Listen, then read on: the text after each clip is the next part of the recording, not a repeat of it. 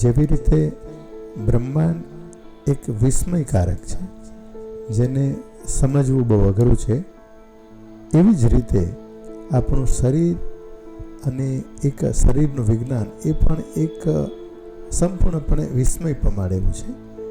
એમના માટે બધી વસ્તુઓ આપણે કરીએ, એક તબીબ તરીકે રોગોને પારખીએ, બધું કરીએ, પરંતુ સંપૂર્ણપણે શરીર અને શરીર વિજ્ઞાનને જાણવું ખૂબ જ અઘરું છે.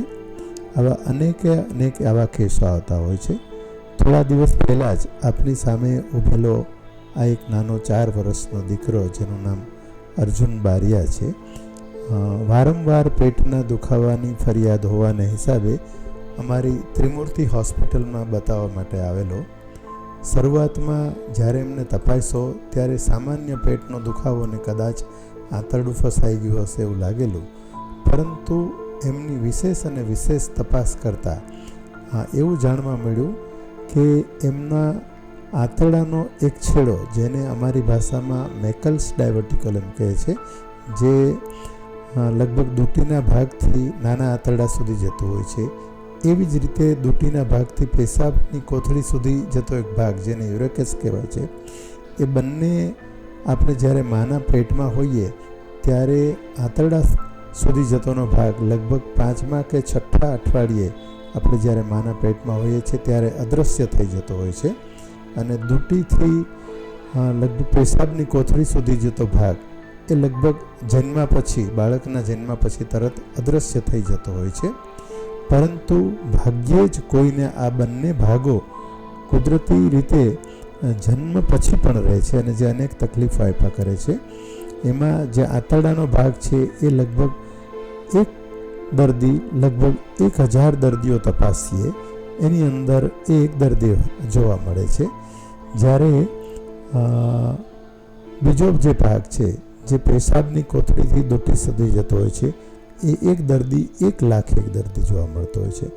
આવો જ એક દર્દી આ ભાઈ શ્રી અર્જુન અમને જોવા મળ્યો, અને જે અત્યંત એકદમ પેટના દુખાવાની સાથે આવેલો, અને એમના આંતરડા એની અંદર ફસાઈ ગયેલા, અને દૂટીમાંથી અવારનવાર જે પેશાબની કોથળી સાથે જોડાયેલું હતું, એટલે ખૂબ જ તકલીફ આપતું હતું, જેને તાત્કાલિક ઓપરેશનમાં લેવાની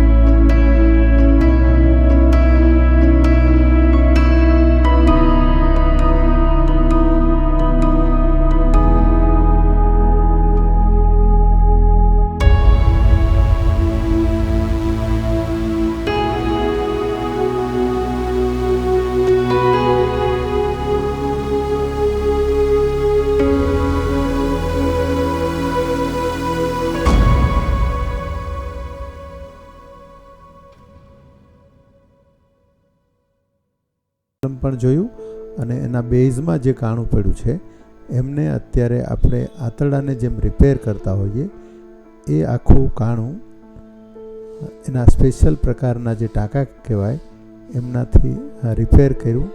જે રિપેર કરેલો આપા ભાગ છે એને જોઈ રહ્યા છો. આંતરડું સંપૂર્ણપણે રિપેર થઈ ગયું છે. કોઈ જગ્યાએ લીક નથી, એ ટેસ્ટ પણ થઈ ગયું છે.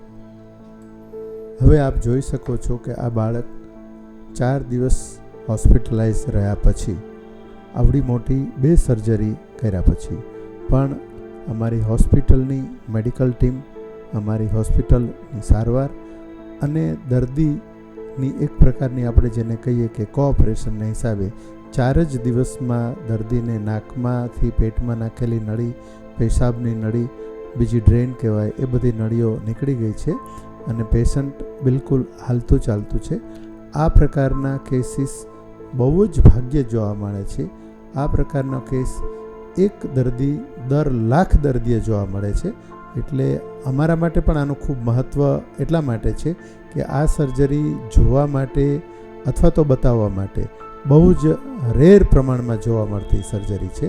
જે સર્જરીમાં અમે અમારા દર્દીને મદદ કરી શક્યા એમનો અમને આનંદ અને ગૌરવ છે.